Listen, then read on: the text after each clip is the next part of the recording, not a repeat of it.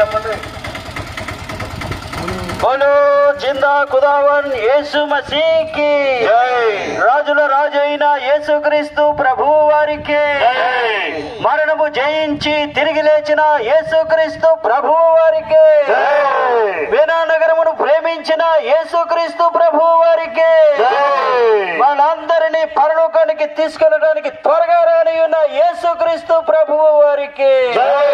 హల్లెలూయా హల్లెలూయా।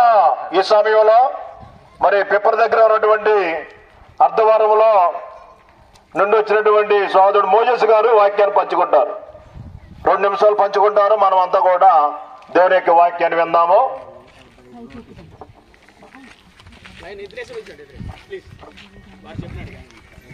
ప్రియమైన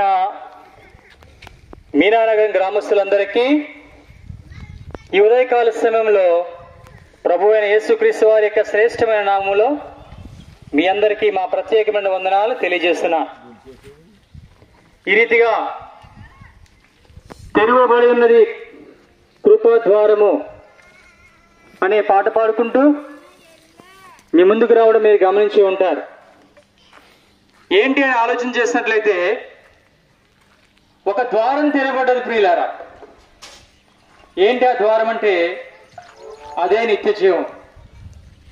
ఆ నిత్య జీవం కొరకు ప్రభు అయిన యేసుక్రీస్తు వారు 2024 సంవత్సరాల క్రితం ఈ భూమి మీదకి వచ్చి ఆయన ప్రజలందరినీ అనగా ఈ లోకంలో ఉన్నటువంటి మానవులందరినీ కూడా ప్రేమతో ఆహ్వానించింది ఏంటంటే, ప్రయాసపడి భారం మోసుకున్న సమస్త జనులారా నా దగ్గర రండి, నేను మీకు విశ్రాంతి కలుగజేతును అని ఆయన పిలుస్తూ వచ్చాడు.